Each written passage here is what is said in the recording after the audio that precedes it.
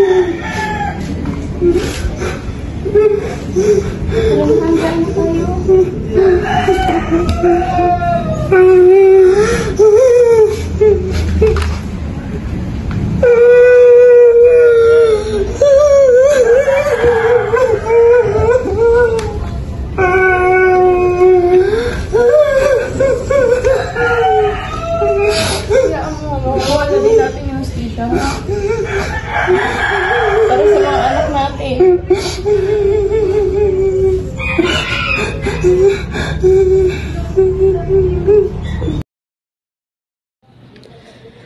Tanggap ko na habang buhay na akong may pagkakautang sa mga anak ko. Dahil ang utang ko ay panahon. Hindi na uulit.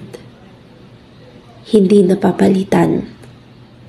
Mula sa 10 years na pangingibang bansa noon hanggang sa halos araw-araw na overtime sa pagiging principal, alam kong pahaba na ng pahaba ang listahan ng utang ko. Kaya araw-araw, para akong laging tumatakbo, naghahabol, bago pa lumipas ang mga panahon. Han! Han!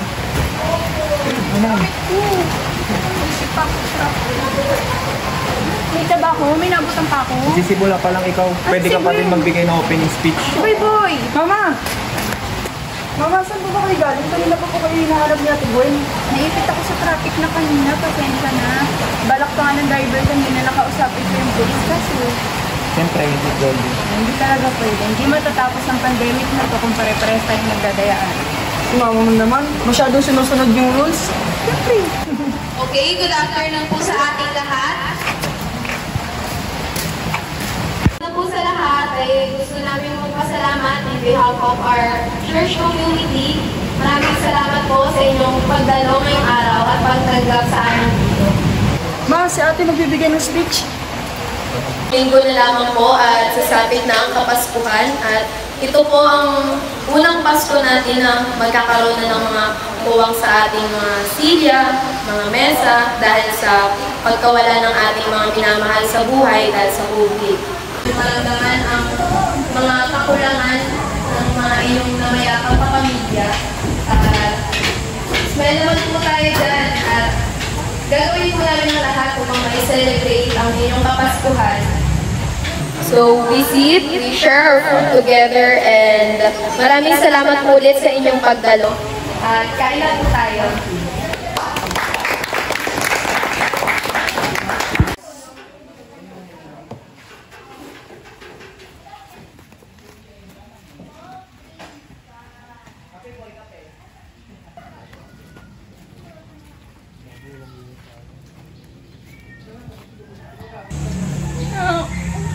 Sorry, kung lagi late si mama. Kung hindi siya late, laging absent.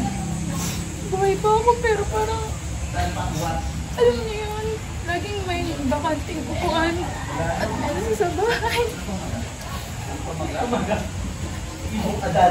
Ma, hindi naman po yun yung dahilan kung ba't ako umiiyak. Ganon, anak, bakit ka ba umiiyak? Masaya lang po ko para sa kanila.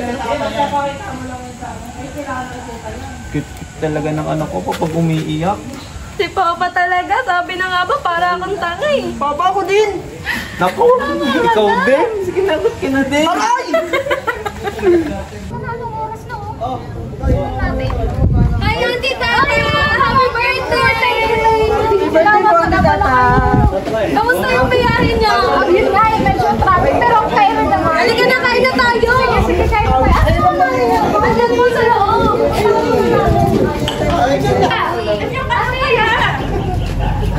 Salamat na. Okay lang ako. Salamat na sa pagmandaan nyo nung kabala pa. Talagay mo naman yung mga gamit mo dun sa loob, magsisimula na yung party mamaya. Sige, thank you. Pasok sa okay lang. Salamat po. Talaga yung biyahe, nakakapagod. Buka mo na dyan. Salamat kuya. Ako nga pala, kamusta? Happy birthday ah! Okay lang. Salamat. Tagabala ba kayo? Na-appreciate yun kuya. Kasi yung muna yung mga tao sa labas. Sige, ako bahala doon. Ano lang yung kukwento sa'yo? Ay, may ipapatikim ako sa'yo, ate. Galing ka to sa ano? Saan? Padala ko na sa Davao. Padala ko ng ano ko, isang estudyante. Wait lang, di ko pangalan.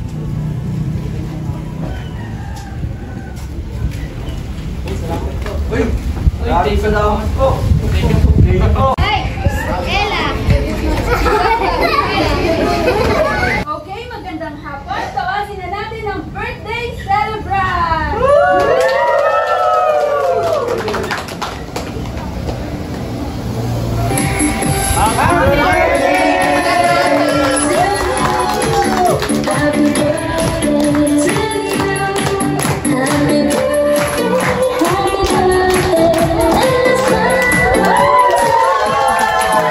Maraming salamat sa inyong lahat sa pagdalo. Lalo na itong aking pamilya, ate, kuya. Maraming salamat sa pag-prepare ng aking birthday.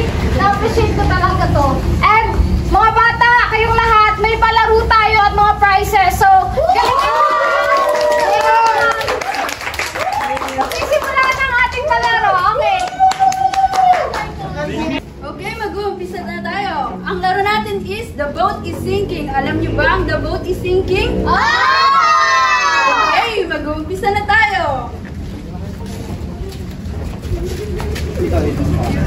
Okay, group yourself into 6. Uy, tara tayo. Dito kayo. Uy, sali ako! Wala na. Tapos na ang bagay mo kasi, sayang. Sayang naman. Doon ka na, ipapanalo ko na lang. Sabi mo yan ha, hati tayo sa prize. Sige na. Wala, natanggal na tayo. Okay, next, group yourself into 2.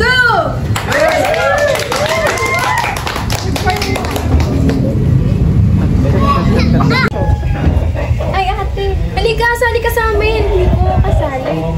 Bakit naman? Okay lang yan. Sumali ka lahat. Sila nagsasaya doon. Nakakahiya po eh. Okay lang yan. Ano bang pangalan mo? Jasmine po. Halika guys, kasali na si Jasmine ha. Sige!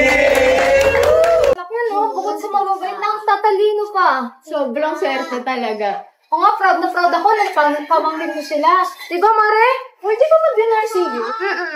Oo, pero magpupusin pa siya sa medicine eh. O, di ba? Ang bilis lang talaga ng panahon. Malay nyo, susunod na buwan, may doctor na kayo, di ba? Saya! Sino yung kasama ni Gwen? Di ba kasama niya yan kanina? Nagpunta kayo dito. Oo, ate. Si Jasmine yan. Ayan, isa pa.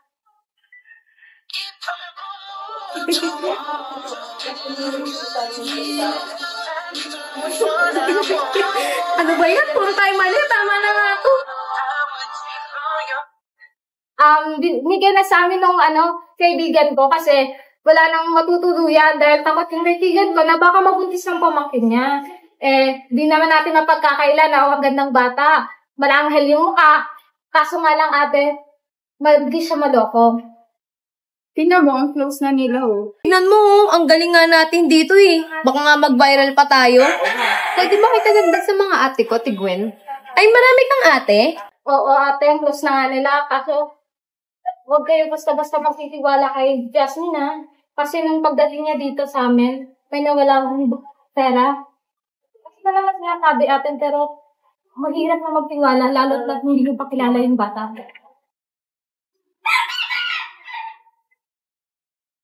Uy, uwi na kami ha. Salamat. Ay, sige. Thank you. Thank you. Opo, madami. Sila Ate Ning, si Ate Rose, saka si Ate Tata. Kasi yung iba ayaw nila magpatawag na ma'am eh.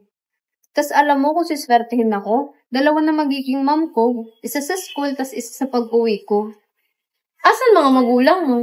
Kasi ano daw nung 8 years old daw ako, may babaeng nakakita sa akin sa barko, mag-isa daw ako eh. Tapos wala akong maalala. Tapos dinala niya ako sa DYWD. Alam mo ba, Tigwen?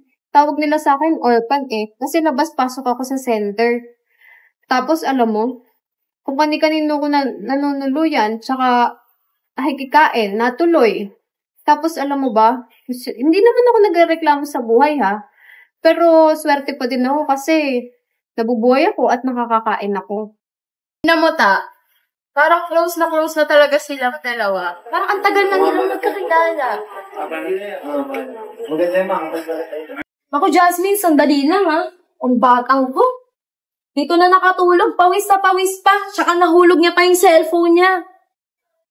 Ano kaya feeling ng madaming Tigwen? Ano kaya feeling ng may nag-aalaga tsaka nagmamahal?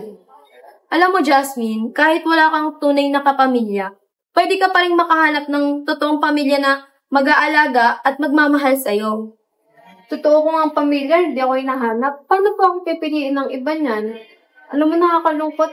Gwen, nakakalungkot talaga. Halika dito, Jasmine. Ako, pipiliin kita bilang kapatid ko.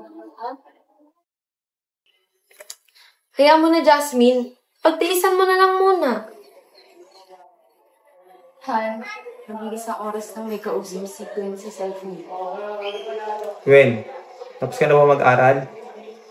Jasmine, sige na. Bukas na lang, ha? Sige, bye.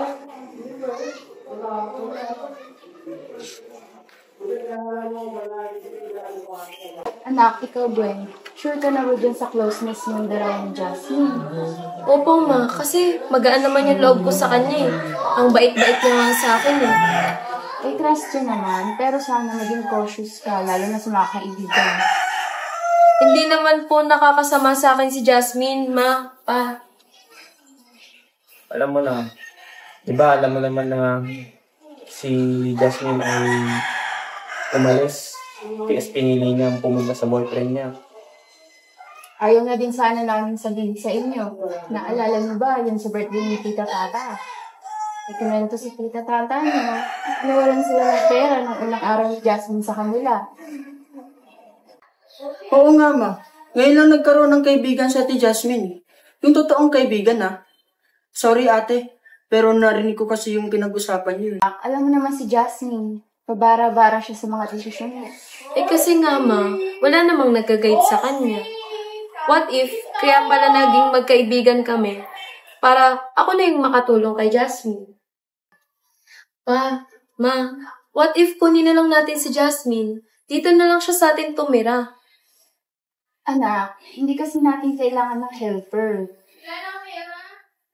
Paano natin siya kukunin? At saka, bawal tayo magpadalos-dalos ng desisyon. Hindi tayo pwedeng magpapasok na lang basta-basta sa buhay natin, sa bahay natin. Yung sinabi ko sa inyo kanina, yung nangyari sa birthday ng Tita Tata mo. Naiintindihan mo ba yun? Alam ko naman na simula ng bata pa kayong magkapatid, na maintindihin kayo at maawain kayo. Pero yung ganyang bagay, mahirap din, anak. Pero kailangan po ni Jasmine ng pamilya, ma. At feeling ko, tayo yung makakapagbigay sa kanya nun. Nak, pasensya ka na. Hindi namin mapapagbigay ang hiling mo. Okay lang po, pa. Ma, naiintindihan ko po. Sige na, mag-aral na kayo. Kunin niyo na yan, boy. Opo, ma.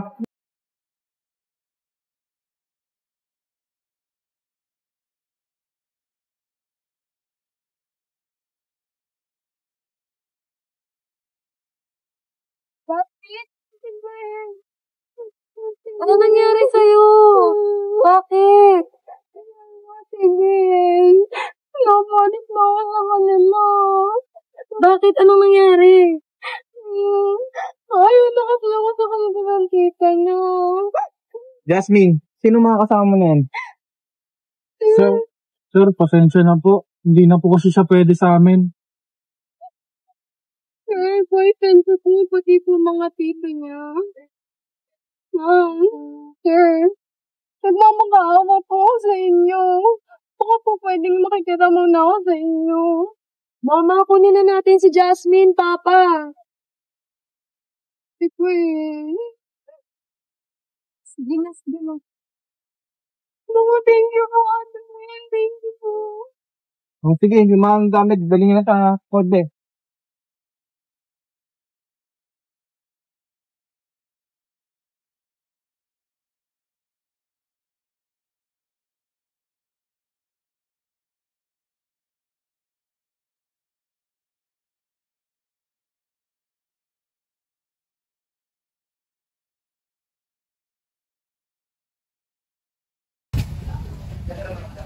Sige, Jasmine. Pasok ka na.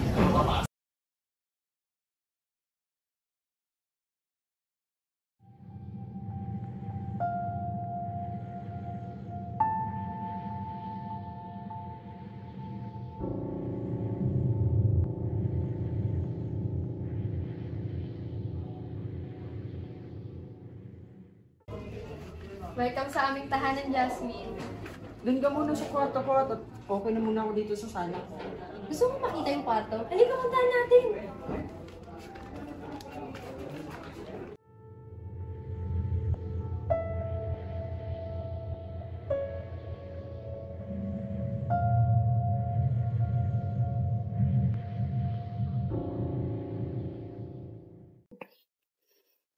Pero hindi pa rin talaga ako komportable na sa atin nanunuluyan si Jasmine. Mali ba yung iniisip ko? Iisip mo pa rin ba ang sinabi sa ni Tata na pagnanakaw ni Jasmine sa kanila? So mali talaga na ganun yung iniisip ko. Hindi, mahal. Pero baka ang mali, iniisip agad natin na hindi siya pwede magbago. Tignan mo, 2 linggo na siya sa atin. May nawala ba? Sa tutusin nga, mas sumaya pa yung mga bata dahil nagkaroon sila ng bagong kapatid. Sa tingin mo ba, sapat na yung 2 weeks na pananuluyan sa atin ni Jasmine para pagkatiwalaan natin siya? Hindi pa siya natin lubusang kilala. Pero siguro naman, kung DSWD yung magsasabi na hindi siya pwede manuluyan sa atin, baka maintindihan niya yung mga bata. Siguro. Hello po, good morning po. Good morning. Bale, ito na po yung information about kay Jasmine. Based po sa record namin, wala po siyang kapamilya or willing pong kupkupin siya. Pero pwede naman po tayo na mag-set ng full investigation kaso matatagal ang panahon po. Kaya po naisip po muna namin na mas mabuti na sa inyo po muna tumira si Jasmine dahil kayo po ang model family na community natin. Ma'am, na-appreciate namin yung tiwalang ibinibigay mo sa amin. Pero ang mabibigay lang namin kay Jasmine is yung panandali ang panunuluyan niya lang sa amin. At hindi rin namin intensyon na ampunin siya or gawing helper. Saka alam din po namin nalabag po yun sa child labor law. Alam po namin ang batas ay batas. Kami po ay isang law-abiding family. Kaya nga po yan ang rason na pagpapaanton po namin sa inyo kay Jasmine. Dahil confident po ako na maayos at fit kayo bilang foster parent niya. Kami po? Foster parents ni Jasmine? Yes po ma'am, ba temporary lang po to. Hahanap po tayo ng solusyon habang inaasikaso po lang namin ang sitwasyon niya. Kung paano po siya maibabalik o makakahanap po ng mag-a-adapt po sa kanya. Ganun po ba? Wala po ba kami na magpipirmahan na kahit na anong papers? Or hindi po ba kayo muna mag-background check sa amin? Or meron pa po kayong mga background information about kay Jasmine na pwede namin makita? At hindi rin po ba tayo dadaan sa legal procedure ng adoption?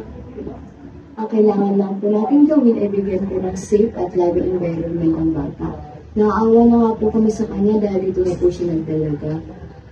Dahil wala po nagagabay sa kanya. At sana nga po ay mahanap niya na ang pamilya na nagagabay sa kanya. Ay, excuse me po, may tumatawag lang po sa sabihin ko. Hello, yes po. Huwag ka mag-alala. Isang blessing sa atin si Jasmine. Pinagkaloob siya sa atin ng Diyos para magkakulay ang ating tahanan.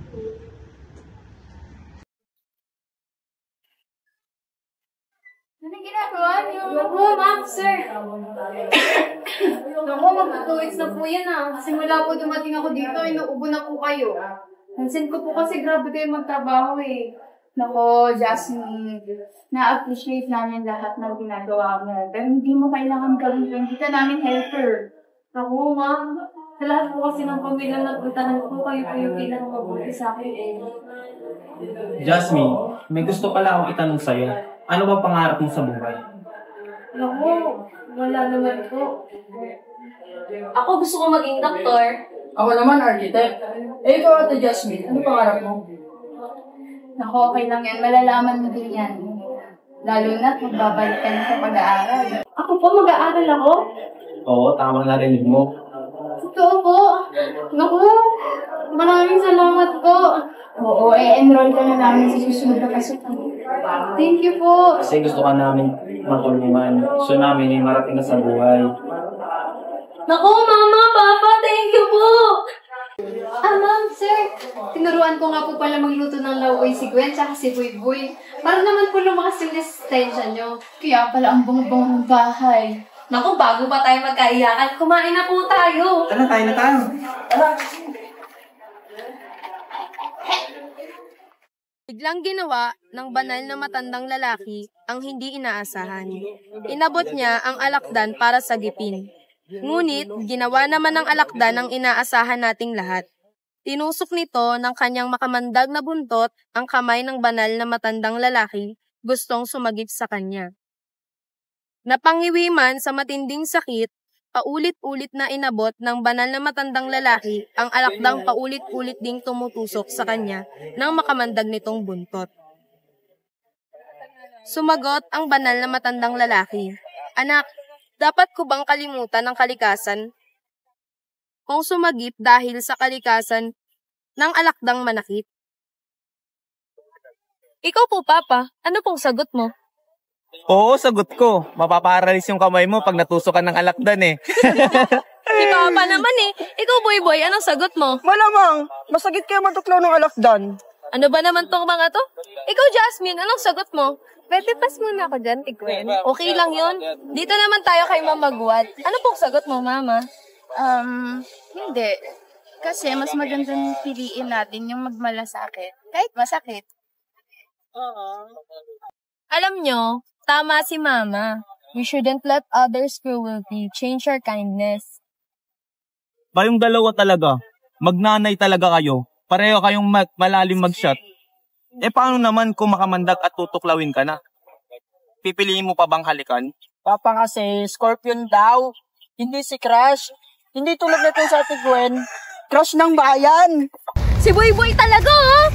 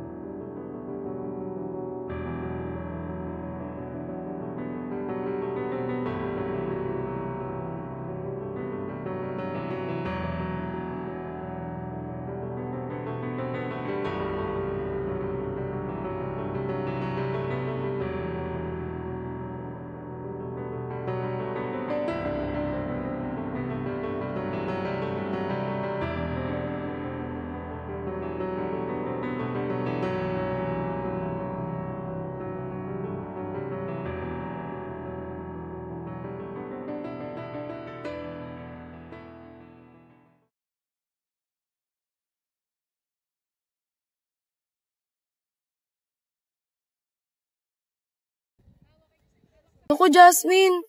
Sorry dapat kasama ka namin dun kasi simula ngayon pamilya na tayo. Naripo ko ng 7 years old ako. Ha? Akala ko ba wala kang naaalala simula ng 8 years old ka? Bakit? Ate Gwen, kung sa'yo ba nangyari yun? Gugustuhin mo bang maalala yun? Sorry kung naipaalala ko pa yung masasamang alaala mo noon. Lahat, Ate Gwen. Naaalala ko kung paano kami iwan ni Mama. Kung paano ko pinamili ni Papa. 6 years old ako noon. Dinala niya ako sa bahay ang punan. Kung saan ako napunta. Tapos, ate, naaalala ko noon. May isang taong nag-promise sa akin. Sabi niya gagawin niya daw akong pamilya. Pero siya pa yung unang mabusi sa akin. 2 pamilya. Pero sila yung unang umabuso. Tsaka nagpapaya sa akin. Sinubukan kong tawagan si Papa. Pero hindi ko siya makontak. Bigla na lang siya naglaho. Kaya ang daling sabihin na gagawin nila akong pamilya.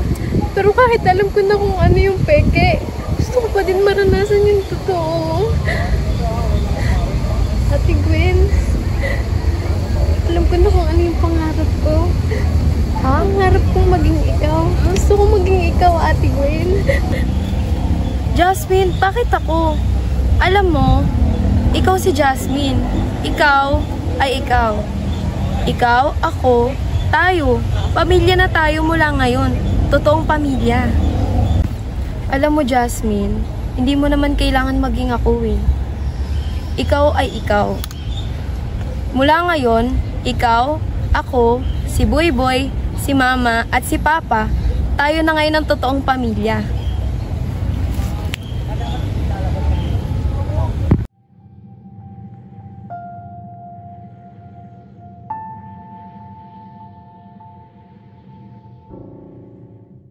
Jasmine, bakit mo naman nagawa to? Kung kailangan mo ng pera, hindi mo naman kailangan magnakaw. Pwede ka naman magsabi sa amin. Oo nga, Jasmine. Sana kung may kailangan ka, sinabi mo na lang. Sorry, ate. Diba? Pinag-aaral ka naman namin. Kahit college, willing naman namin ipag-graduate ka. Kung mas kakayanin namin, ibibigay namin sa'yo. Sorry po. Sorry po. Jasmine! Feeling ko naman po hindi niyo na uulitin Nagsisisi naman na po siya. Oras na to para maghanap ng bagong matutuluyan si Jasmine. Ma! Papa!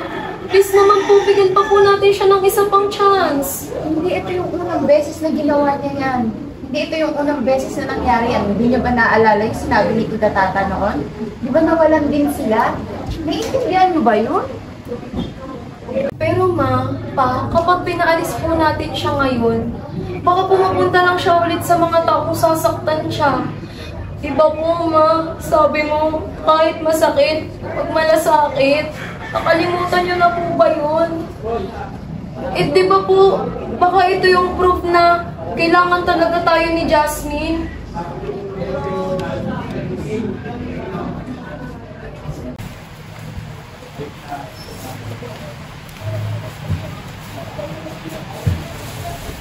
Jasmine, napansin ko paikli na ng paikli yung suot mo. Okay lang naman sana pero mag-doble ingat sa labas.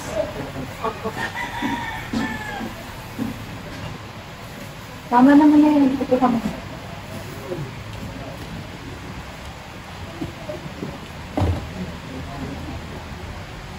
Jasmine, nagpapasalamat ako sa lahat. Dahil simula nung dumating ka dito sa bahay, nagpakulay yung bahay at naging masaya yung mga anak. Pero, yung mga kanya-kanya tayong gawain at dapat tapusin.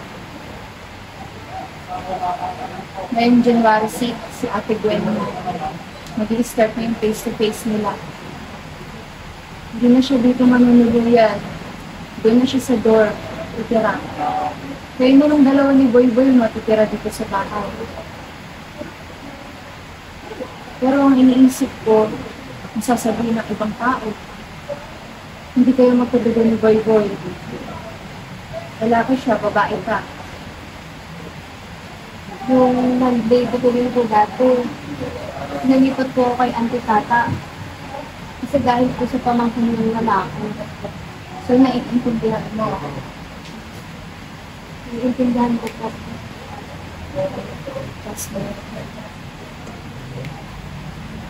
Kailangan namang maghanap ng bagong matutuluyan bago ng January 10. Kaya matutulungan naman kita. Kaya huwag kang mag-alala. Naiintindihan mo ba ako?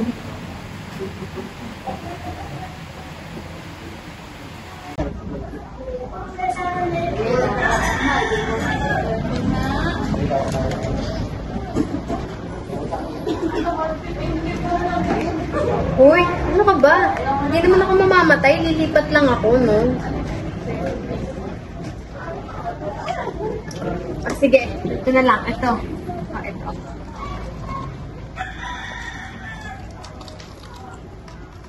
Ayan. Para sa pamilya Magwal. Ito. Para sa pamilya ko. Oo, Jasmine. Kahit saan ka pa magpunta, pamilya tayo. Kaya ang Jasmine, hindi naman namin pababayaan ang pag-aaral ko. Kaya wag mong kakalimutan niyo, ha? O sige, baka lumamig pa. Inumin mo na.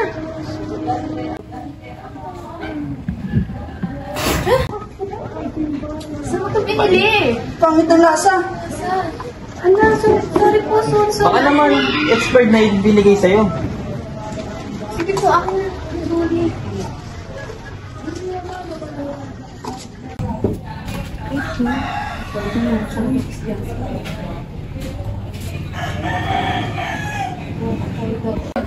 Yan, sige! Patayin mo! Yan, saksakin mo pa! Sige pa! Sa ulo, dun! Yan, Jasmine? patayin mo! Patayin mo! Jasmine! Sir!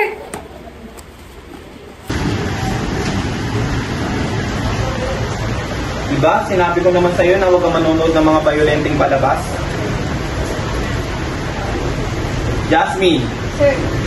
Gwyn, magrekomenda ka nga ng mga pinapanood kong palabas kay Jasmine. Masyadong violente, oh. Paborito ko po kasi yun eh. The Killer Helper? Puro patayan to, ah. Uy, hindi ah.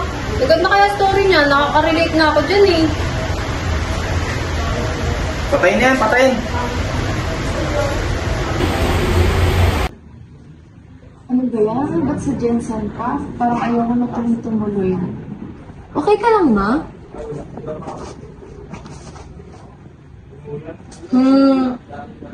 Wala kang lagnat, pero meron kang malubhang sakit.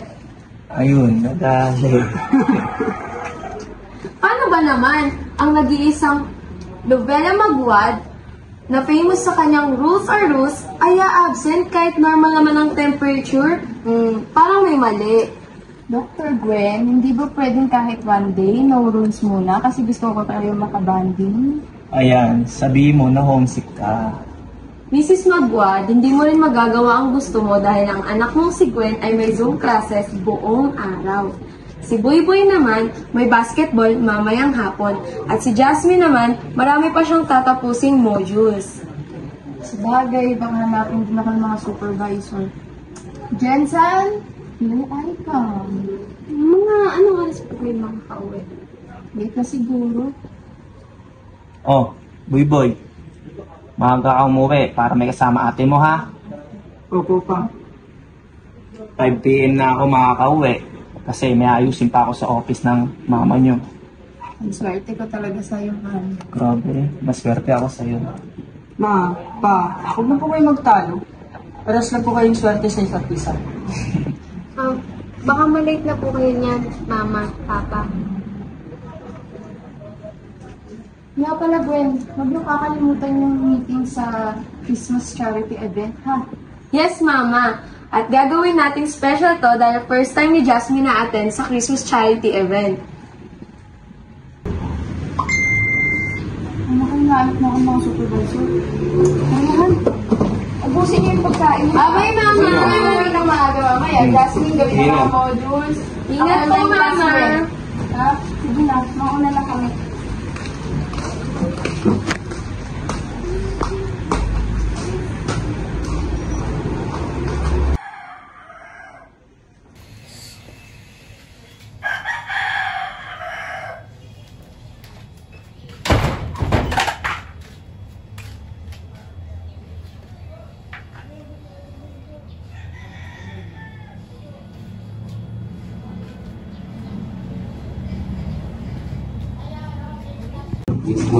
Mrs. Maguad. Nakakita niyo na yung post kay Jasmine?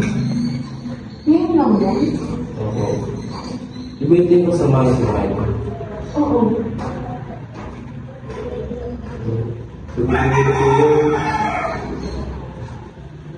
Hello, ma'am? Ano nangyari sa bahay? Ano nangyari sa mga bata? Pauwi na ako. Pauwi na ako. Dito na ako. Gusto niyo po ang ginawa sa mga.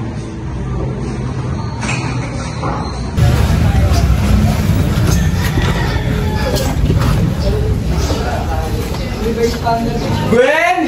Boy! Mga anak ko!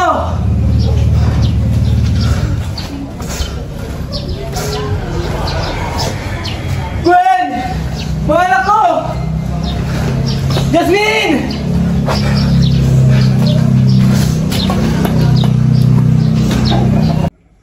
Dito na ako.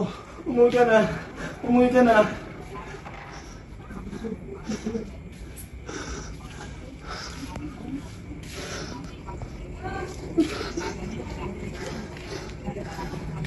Boy! Gwen!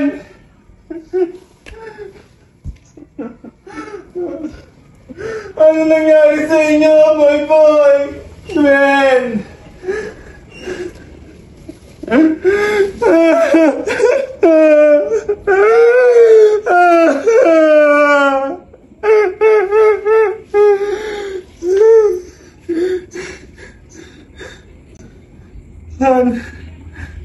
Wala na sila.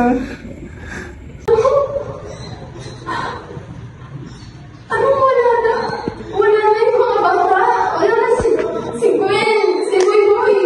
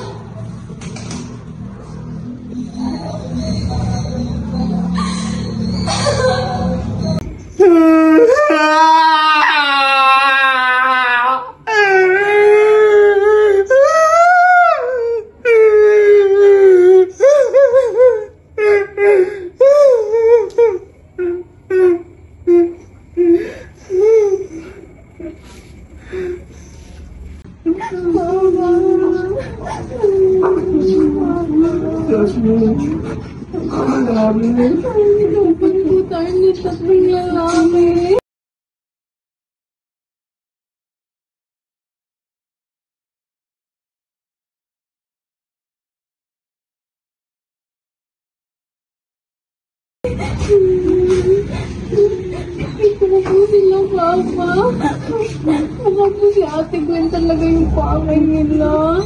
Wala na po sila. Papa, wala na po si Ate Gwen.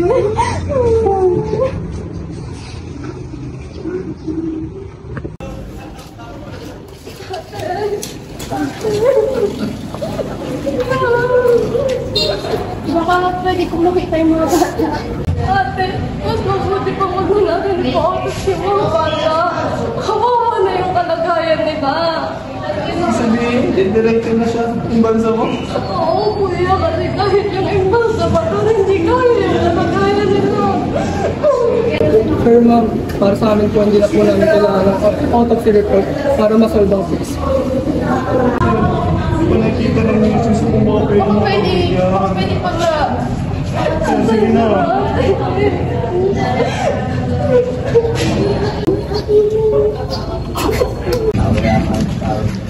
Ma'am, sir, bawal po pumasok. Sir, baka naman pwede pumasok. Titignan ko lang yung mga naiwan ng anak ko. Bawal po talaga pumasok eh. Sandali, nakuha niyo na ba yung ebidensya?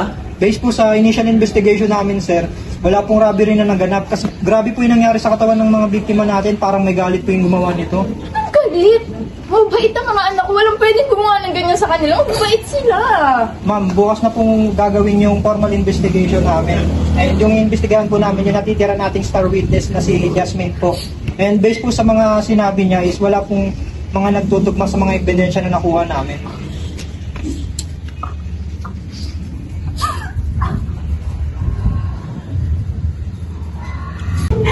Yung mga oras na nawawala yung cellphone, ano yung ginamit mo sa pag-post nito? Yung laptop po ni Ate Gwen. Nasa kwarto mo ba yung laptop niya? Tumahimik po. Sumilip po ako. Nung nakita ko po wala ng mga tao, kinuha ko po yung laptop. So, nagla ka ulit. Hindi mo ba naisip na lumabas na lang at tumingi ng tulong? Sir, natatakot po talaga ako. Baka nandun po yung mga lalaki. Nung nakita nila post mo, may tumawag sa'yo. Pero, hindi ka sumagot. Totoo ba yun? Sir, baka po kasi marinig nila ako. Dumating din si Cruz Bagwal. Nagkakatok at nagsisigaw. Kinakatok ka sa kwarto mo. Bakit hindi mo man lang sinagot? Akala ko po kasi yung mga lalaki yun. Hindi ko naman po alam na si Papa yun. Hindi mo kilala ang boses ng papa mo? Sir, natataranta na po kasi ako nun. Natatakot po ako. Hindi ko po alam. May mga bakas ng dugo sa banyo, sa dingding, at sa sahig ng kwarto mo.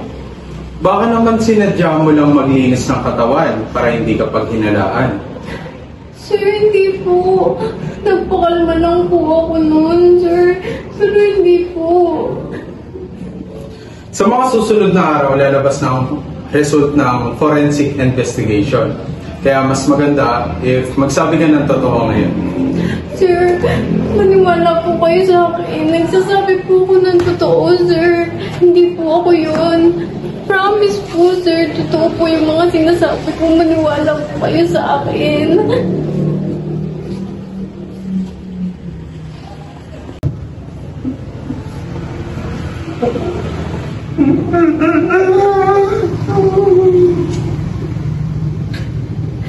Doktor po si Gwen.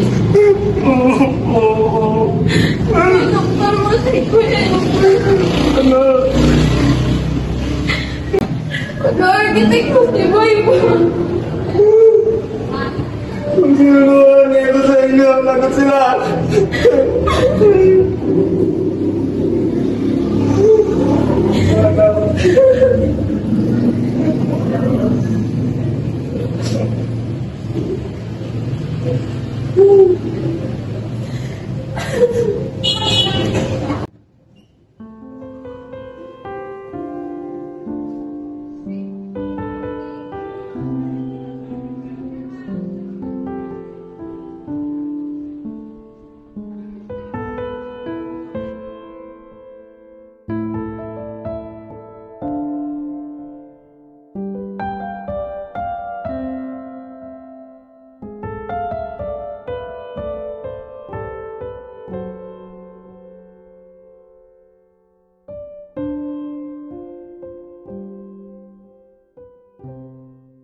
Jasmine, ikaw to, di ba? 8 years old ka pa lang rito. May babae raw na nakakita sa'yo sa barko. Wala ka raw maalala nun? Nag-viral ulit tong video mo. Ang daming taong nagtatalo tungkol sa'yo. Yung iba, sabi, tulungan ka raw. Pero yung iba naman, wala raw kapatawaran yung mga ginawa mo. O, Jasmine, nandito na pala yung attorney mo.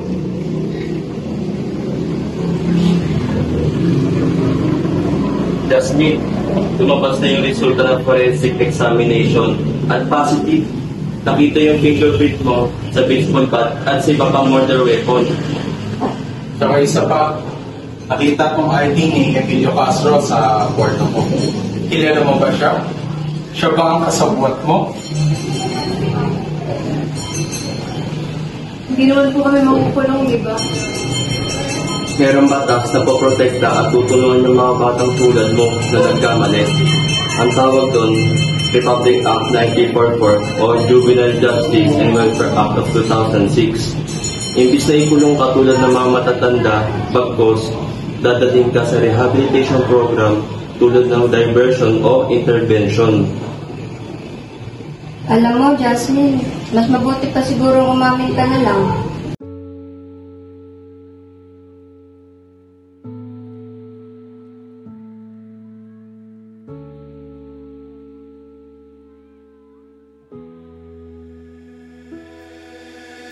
Inaamin ko po, ako ang pumatay sa magkapatid na magkwat. Kasama ko ang best friend ko na si Emilio Castro. Galit na galit po siya sa pamilya Mabuhat.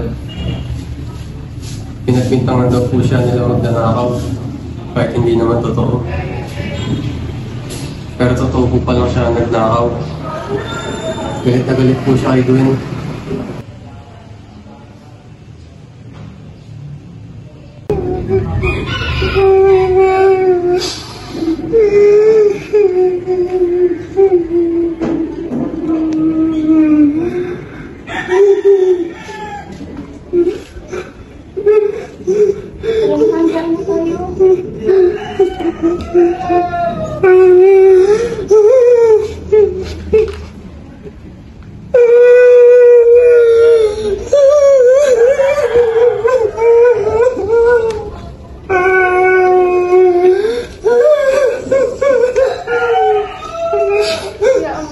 Wala din natin yung hostisya.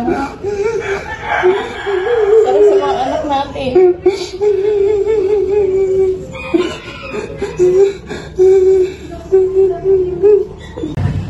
Sir, kahit sandali lang. Ma'am, I'm very sorry po. Ang objective ng ating batas kaya para sa kagaya ng mga bata ay ang matuto at magbago habang nasa ligtas na lugar. Itong sitwasyon po natin ngayon, lalo na po ng mga kamera, hindi po ligtas. Pinoproteksyonan lang po natin ang mga bata. Pinoprotektahan? Pinoproteksyonan? Sa sariling nanay? Di ba karapatan ng nanay na makausap yung anak niya?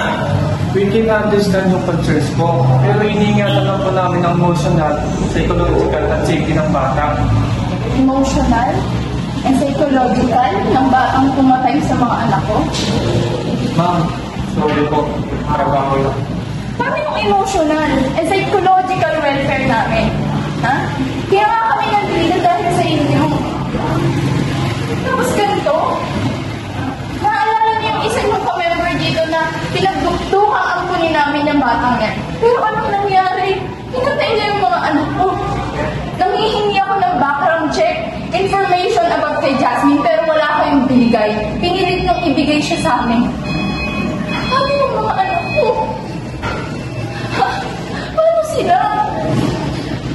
Yung trabaho, ginagawa niyo ba yung trabaho niyo? Inalaki ko ang mga anak ko ng botas ay bakas. Pero ang buhay niyo, pinasta-basta niyo lang. Paano yun, ha? Paano? Paano? Paano na?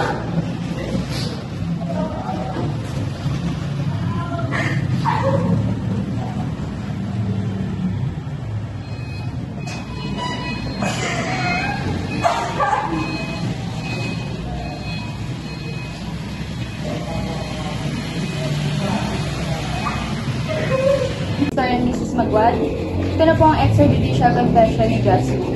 Pero kung ako po sa inyo, huwag niyo na pong basahin. Dahil base sa detalye, sobrang nakakaawa ang sinabit ng magkapatid.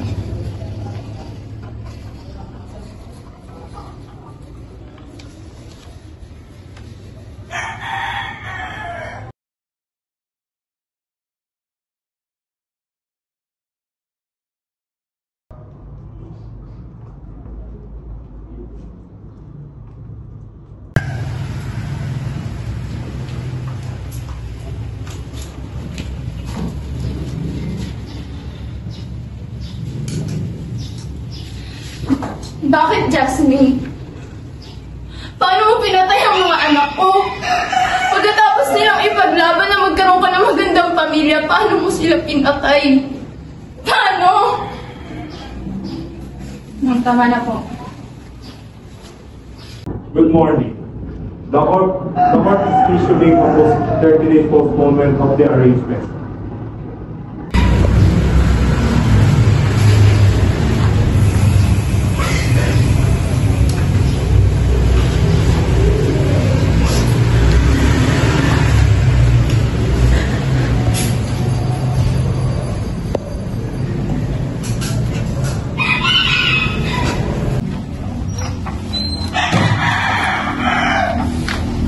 Dalawang buwan bago malaman dahil minor?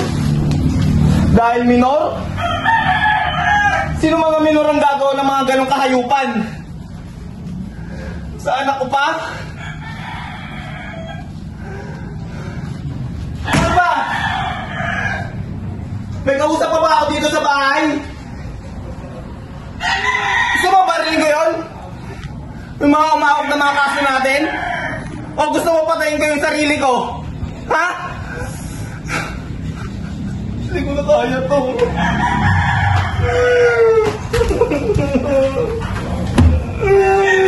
Hindi ko na kaya to.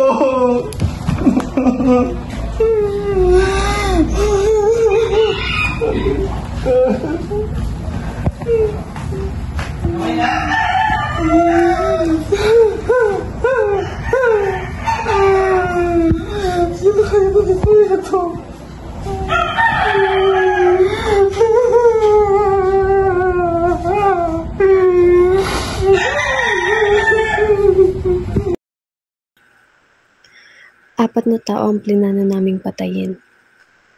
Si Cruz Magwad, Dovela Magwad, Gwen Magwad, at Buyboy Magwad. Sinubukan ko nang lasunin sila nun. Kaya lang, pumalpak ako. Wala kang kaalam-alam, gagawin ka nila ng kwento, i-judge ka nila, kasi hindi mo man lang mapagtanggol yung sarili mo. Di ba ganun yung ginawa nila sa kuya mo nung tinukang siya ng mga pulis? Tapos pinatay siya? Alam mo kasi, sumusobra na yan si Gwen eh. Perfect na nga ng buhay niya. Nasa kanya na lahat. Tapos ganun pa yung ginagawa niya. Alam mo, Emilio, diba, ganun yung ginawa nila sa kuya mo? Ayaw mo bang mapatunayan sa mga pulis yung ganun? Alam mo, pulis yung tatay nun eh. Sino nga? Pulis yun, oo, pulis yun. Pulis yung tatay nun. Kaya alam mo, dapat patunayan natin kung anong gagawin natin sa kanila.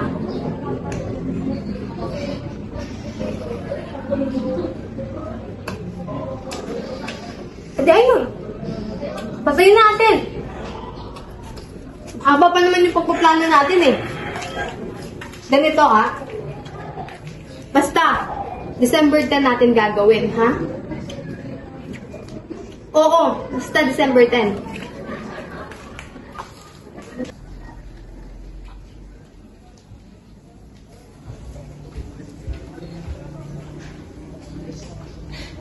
Boy, anak.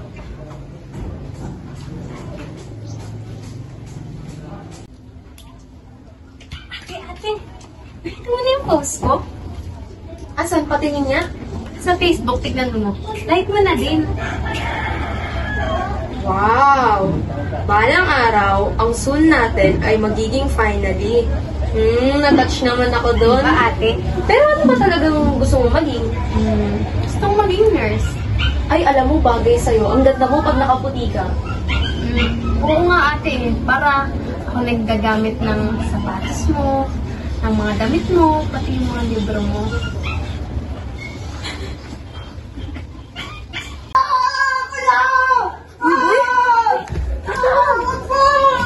Si Buyboy!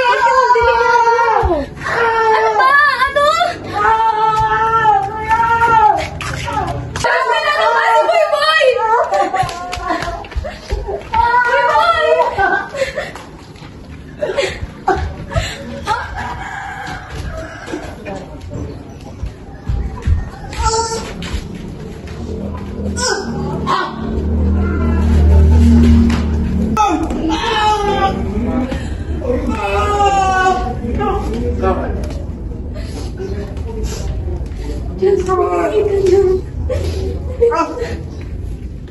si Gwen!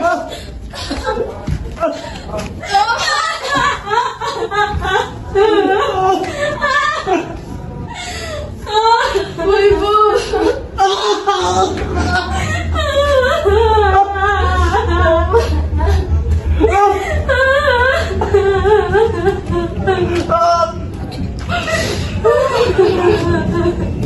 Tama na! Tama na!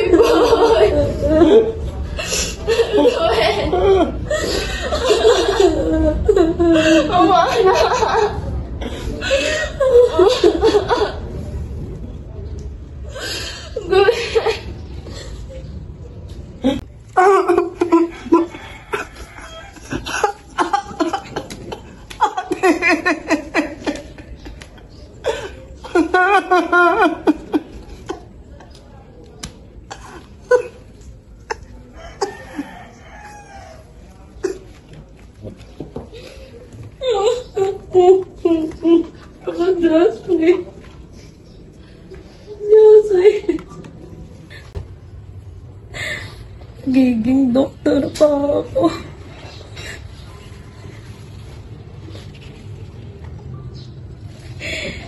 Hindi ko alam kung anong kasalanan ko sa'yo, Jasmine. Pero mahal naman kita. Tangina, mababait pala tong pamilya na to eh. Saan mo makailang?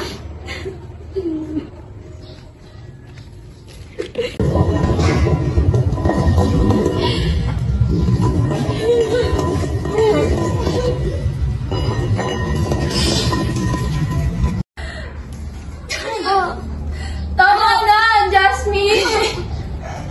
Oh, tama na! Tama na!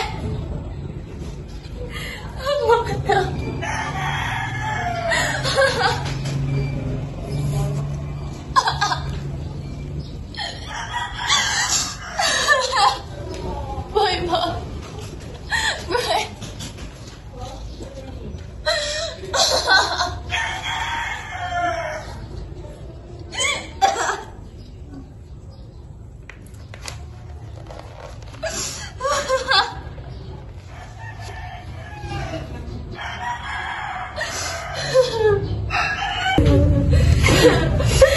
Boy, boy! Gwen! Umana!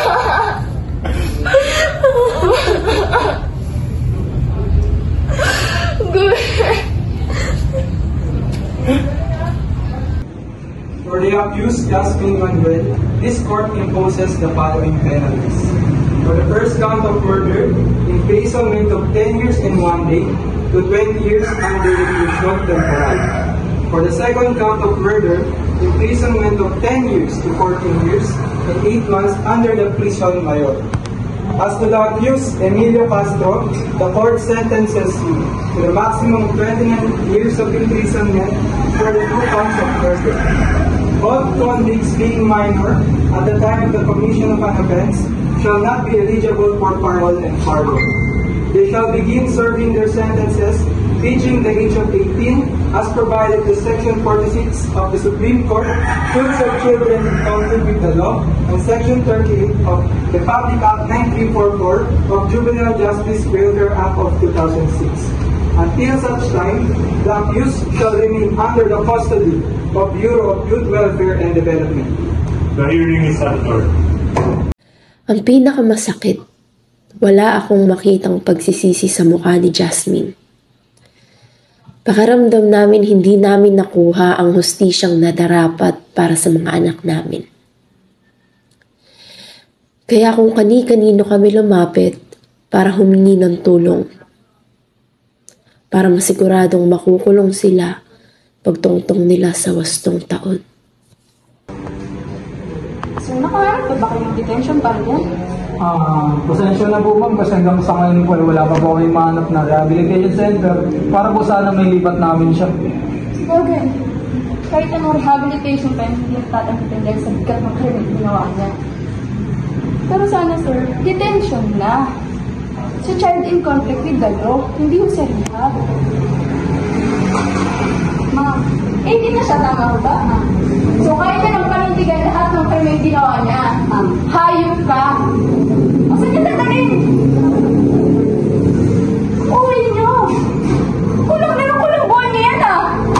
Ma'am, you're interrupting the peace in this court. You can be held in contempt. Bakit?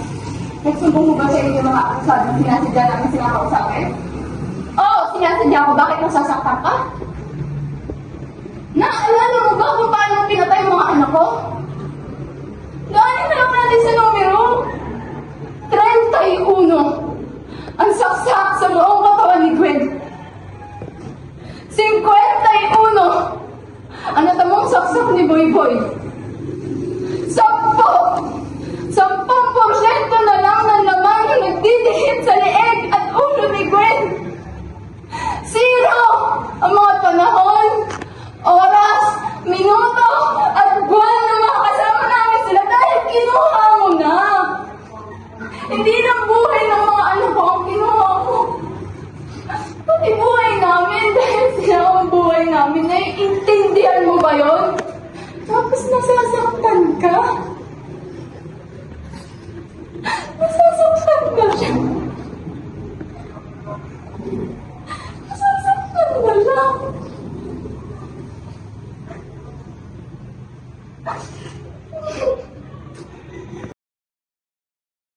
Matapos ang 1.5 taon ng delay, nakulong na si Jasmine noong 2023 at si Emilio naman ay noong 2024 na dapat noong pang 2022.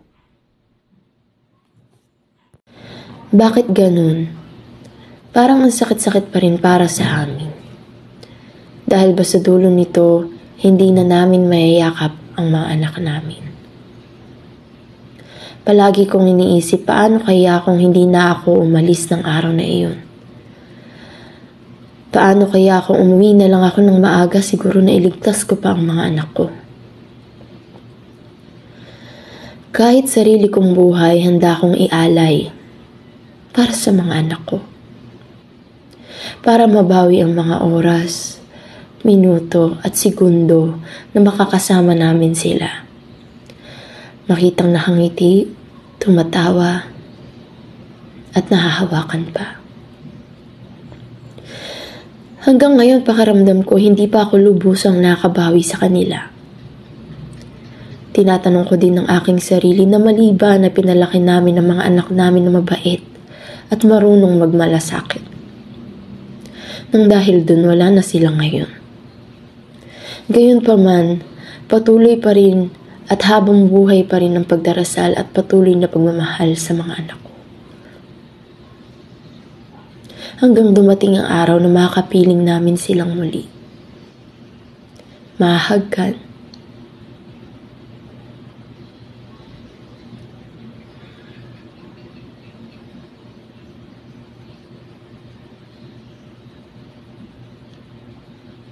At patuloy na mamahalin.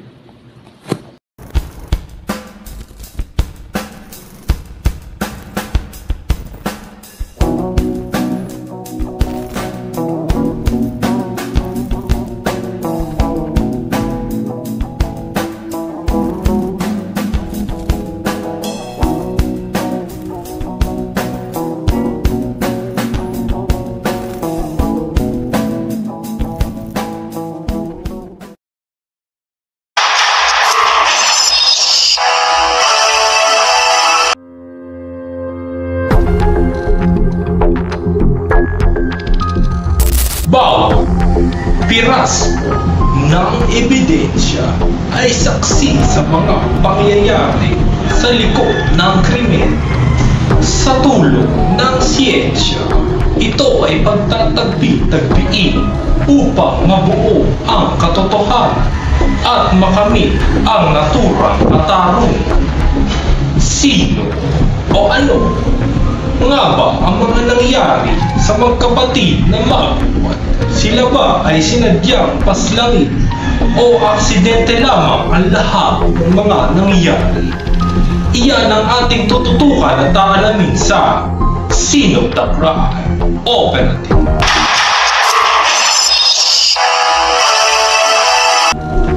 Ayon sa investigasyon na nangyari, ang krimen ay mismong naganap sa bahay ng mga biktima na sina Crisel Gwen at Crisbil Luis Boy Magwat.